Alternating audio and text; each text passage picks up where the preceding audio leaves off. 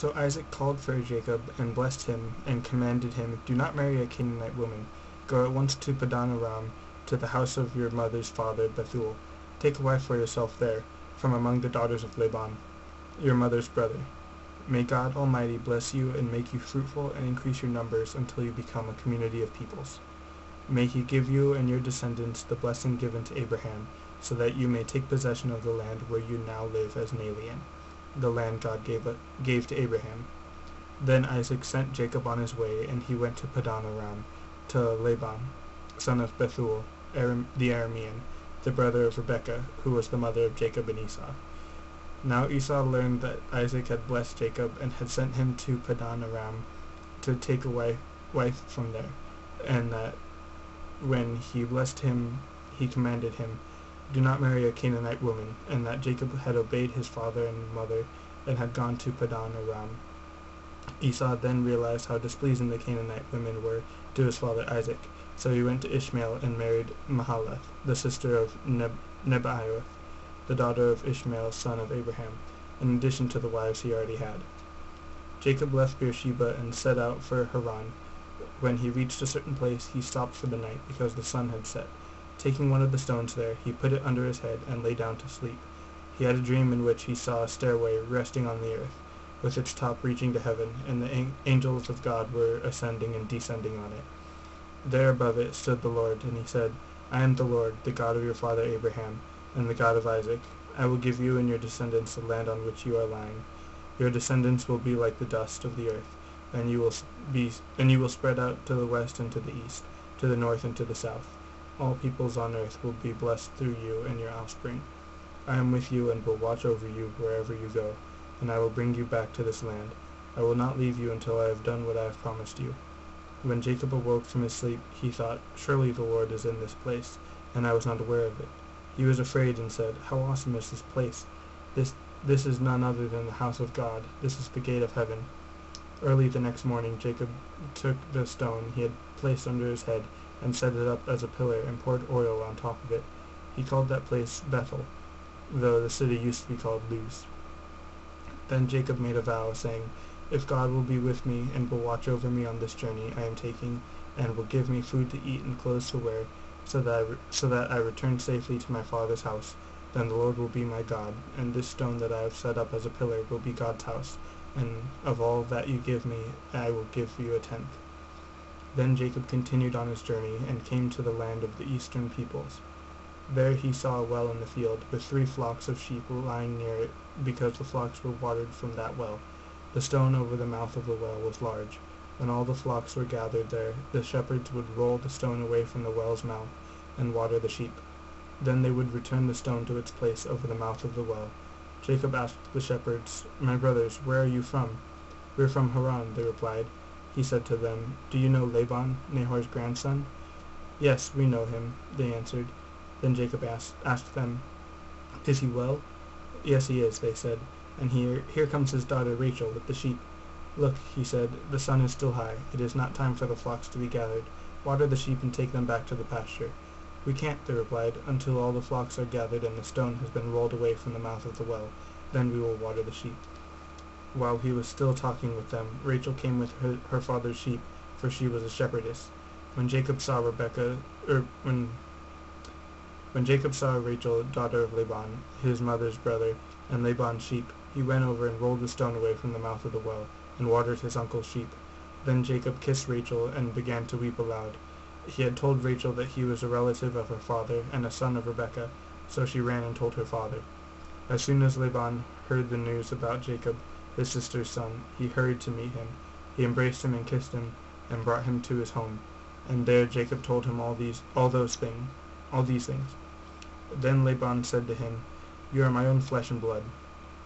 After Jacob had stayed with him for a whole month, Laban said to him, "Just because you are a relative of mine, should you work for me for nothing? Tell me what your wages should be." Now Laban had 2 daughters. The name of the older was Leah, and the name of the younger was Rachel. Leah had weak eyes, but Rachel was lovely in form and beautiful. Jacob was in love with Rachel and said, "I'll work for you 7 years in return for your younger daughter Rachel." Laban said, "It's better that I give her to you than to some other man." Stay here with me. So Jacob served 7 years to get Rachel, but they seemed like only a few days to him because of his love for her. Then Jacob said to Laban, Give me my wife. My time is completed, and I want to lay with her. So Jacob brought together all the people of the place and gave a feast.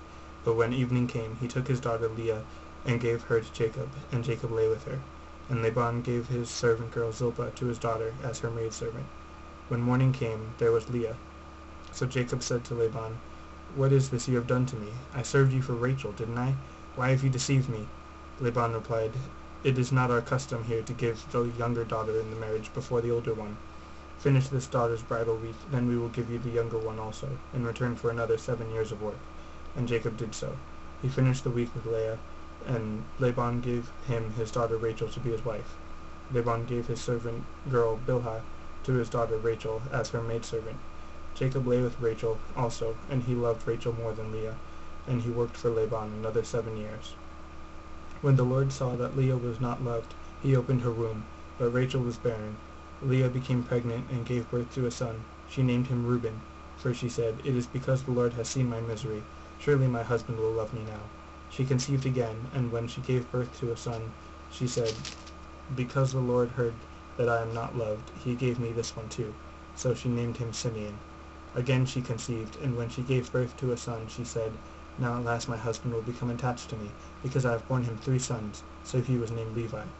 She conceived again, and when she gave birth to a son, she said, This time I will praise the Lord. So he named him Judah. Then she stopped having children. When Rachel saw that she was not bearing Jacob any children, she became jealous of her sister. So she said to Jacob, Give me children or I'll die. Jacob became angry with her and said, Am I in the place of God, who has kept you from having children?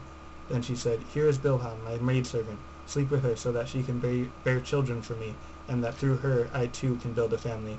So she gave him her servant Bilhah as a wife. Jacob slept with her, and she became pregnant and bore him a son. Then Rachel said, God has vindicated me. He had listened to my plea and given me a son. Because of this she named him Dan. Rachel's servant Bilhah conceived again and bore Jacob a second son. Then Rachel said, I have had a great struggle with my sister, and I have won. So she named him Naphtali. When Leah saw that she had stopped having children, she took her maidservant Zilpah and gave her to Jacob as a wife. Leah's servant Zilpah bore Jacob a son. Then Leah said, What good fortune! So she named him Gad. Leah's servant Zilpah bore Jacob a second son. Then Leah said, How happy I am! The women will call me happy. So she named him Asher. During wheat harvest, Reuben went out into the fields and found some mandrake plants, which he brought to his mother Leah. Rachel said to Leah, Please give me some of your son's mandrakes. But she said to her, Wasn't it enough that you took away my husband? Will you take my son's mandrakes too? Very well, Rachel said, He can sleep with you tonight in return for your son's mandrakes. So when Jacob came in from the fields that evening, Leah went out to meet him. You must sleep with me, she said. I have hired you with my son's mandrakes. So he slept with her that night. God listened to Leah, and she became pregnant and bore Jacob a 5th son. Then Leah said, God has rewarded me for giving my maidservant to my husband. So she named him Issachar. Leah conceived again and bore Jacob a 6th son. Then Leah said, God has presented me with a precious gift. This time my husband will treat me with honor, because I have borne him 6 sons. So she named him Zebulun. Some time later she gave birth to a daughter and named her Dinah. Then God remembered Rachel. He listened to her and opened her womb. She became pregnant and gave birth to a son, and said, God has taken away my disgrace. So she named him Joseph, and said, May the Lord add to me another son. After Rachel gave birth to Joseph, Jacob said to Laban, Send me on my way so I can go back to my own homeland. Give me my wives and children for whom I have served you, and I will be on my way. You know how much work I have done for you. But Laban said to him, If I have found favor in your eyes, please stay. I have learned by divination that the Lord has blessed me because of you. He added, Name your wages, and I will pay them. Jacob said to him, You know how I have worked for you, and how your livestock have fared under my care. The little you had before I came has increased greatly, and the Lord has blessed you wherever I have been. But now when may I do something for my own household? What shall I give you? He asked. Don't give me anything, Jacob replied, but if you will do this one thing for me, I will go on tending your flocks and watching over them. Let me go through all your flocks today, and remove from them every speckled or spotted sheep, every dark-colored lamb, and every spotted or speckled goat. they will be my wages, and my honesty will testify for me in the future. Whenever you check on the wages you have paid me, any goat in my possession that is not speckled or spotted, or any lamb that is not dark-colored, will be considered stolen." "Agreed," said Laban. "Let it be as you have said." That same day he removed all the male goats that were streaked or spotted, and all the speckled or spotted female goats, all that had white on them, and all the dark-colored lambs, and he placed them in the care of his sons. Then he put a 3-day journey between himself and Jacob, while Jacob continued to tend the rest of Laban's flocks. Jacob, however, took fresh-cut branches from poplar, almond, and plane trees, and made white stripes on them by peeling the bark and exposing the white inner wood of the branches. Then he placed the peeled branches in all the watering troughs, so that they would be directly in front of the flocks when they came to drink. When the flocks were in heat and came to drink, they mated in front of the branches, and they bore young that were streaked or speckled or spotted. Jacob set apart the young of the flock by themselves, but made the rest face the streaked and dark-colored animals that belonged to Laban. Thus he made separate flocks for himself, and did not put them with Laban's animals. Whenever the stronger females were in heat, Jacob would place the branches in the troughs in front of the animals, so they would mate near the branches. But if the animals were weak, he would not place them there, so the weak animals went to Laban, and the strong ones to Jacob. In this way the man grew exceedingly prosperous, and came to own large flocks, and maidservants and menservants, and camels and donkeys. Jacob heard that Laban's sons were saying, "Jacob has taken everything our father has owned, and has gained all this wealth from what belonged to our father." And Jacob noticed that Laban's attitude toward him was not what it had been. Then the Lord said to Jacob, "Go back to the land of your fathers and to your relatives, and I will be with you." So Jacob sent word to Rachel and Leah to come out to the fields where his flocks were. He said to them, "I see that your father's attitude toward me is not what it was before, but the God of my father has been with me. You know that I've worked for your father with all my strength, yet your father has cheated me by changing my wages 10 times. However, God has not allowed him to harm me.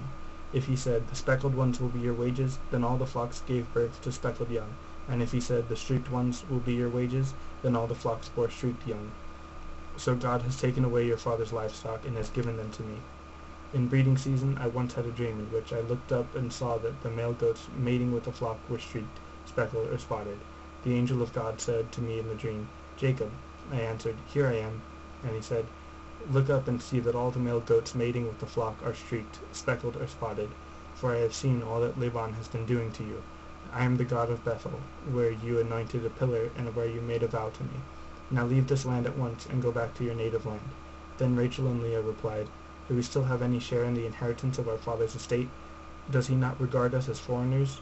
Not only has he sold us, but he has used up what was paid for us. Surely all the wealth that God took away from our father belongs to us and our children, so do whatever God has told you.' Then Jacob put his children and his wives on camels, and he drove all his livestock ahead of him, along with all the goods he had accumulated in Padan Aram, to go with his father Isaac in the land of Canaan. When Laban had gone to shear his sheep, Rachel stole her father's household gods. Moreover, Jacob deceived Laban the Aramean by not telling him he was running away. So he fled with all he had, and crossing the river, he headed for the hill country of Gilead. On the 3rd day Laban was told that Jacob had fled, taking his relatives with him. He pursued Jacob for 7 days, and caught up with him in the hill country of Gilead. Then God came to Laban the Aramean in a dream that night, and said to him, 'Be careful not to say anything to Jacob, either good or bad.' Jacob had pitched his tent on the hill country of Gilead, when Laban overtook him, and Laban and his relatives camped there too. Then Laban said to Jacob, 'What have you done? You deceived me, and you've carried off my daughters like captives in war. Why did you run off secretly and deceive me? Why didn't you tell me so I could send you away with joy and singing, to the music of tambourines and harps? You didn't even let me kiss my grandchildren and my daughters goodbye. You have done a foolish thing. I have the power to harm you, but last night the God of your father said to me, "Be careful not to say anything to Jacob, either good or bad." Now you have gone off because you long to return to your father's house. But why did you steal my gods?' Jacob answered Laban, 'I was afraid because I thought you would take your daughters away from me by force. But if you find anyone who has your gods, he shall not live. In the presence of our relatives, see for yourself whether there is anything of yours here with me, and if so, take it. Now Jacob did not know that Rachel had stolen the gods. So Laban went into Jacob's tent, and into Leah's tent, and into the tent of the two maidservants, but he found nothing. After he came out of Leah's tent, he entered Rachel's tent. Now Rachel had taken the household gods, and put them inside her camel saddle, and was sitting on them. Laban searched through everything in the tent, but found nothing. Rachel said to her father, "Don't be angry, my lord, that I cannot stand up in your presence. I am having my period." So he searched, but could not find the household gods. Jacob was angry, and took Laban to task. "What is my crime?" he asked Laban. "What sin have I committed that you hunt me down? Now that you have searched through all my gods, what have you found that belongs to your household? Put it here in front of your relatives and mine, and let them judge between the two of us. I have been with you for 20 years now. The sheep and goats have not miscarried, nor have I eaten rams from your flocks. I did not bring you animals torn by wild beasts. I bore the loss myself. And you demanded payment from me for whatever was stolen by day or night. This was my situation. The heat consumed me in the daytime, and the cold at night, and sleep fled from my eyes. It was like this for 20 years I was in your household. I worked for you 14 years for your 2 daughters, and 6 years for your flocks, and you changed my wages 10 times. If the God of my father, the God of Abraham, and the fear of Isaac had not been with me, you would surely have sent me away empty-handed. But God has seen my hardships and the toil of my hands, and last night he rebuked you." Laban answered Jacob, "The women are my daughters, the children are my children, and the flocks are my flocks. All you see is mine. Yet what can I do today about these daughters of mine, or about the children they have borne? Come now, let's make a covenant, you and I, and let it serve as a witness between us." So Jacob took a stone and set it up as a pillar. He said to his relatives, "Gather some stones." So they took stones and piled them in a heap, and they ate there by the heap. Laban called it Jegar Shadutha, and Jacob called it Galeed. Laban said, "This heap is a witness between you and me today." That is why it was called Galeed. It was also called Mizpah, because he said, "May the Lord keep watch between you and me, when we are away from each other. If you mistreat my daughters, or if you take any wives besides my daughters, even though no one is with us, remember that God is a witness between you and me." Laban also said to Jacob, "Here is this heap, and here is this pillar I have set up between you and me. This heap is a witness, and this pillar is a witness, that I will not go past this heap to your side to harm you, and that you will not go past this heap and pillar to my side to harm me. May the God of Abraham and the God of Nahor, the God of their father, judge between us." So Jacob took an oath in the name of the fear of his father Isaac. He offered a sacrifice there in the hill country, and invited his relatives to a meal. After they had eaten, they spent the night there. Early the next morning Laban kissed his grandchildren and his daughters and blessed them. Then he left and returned home.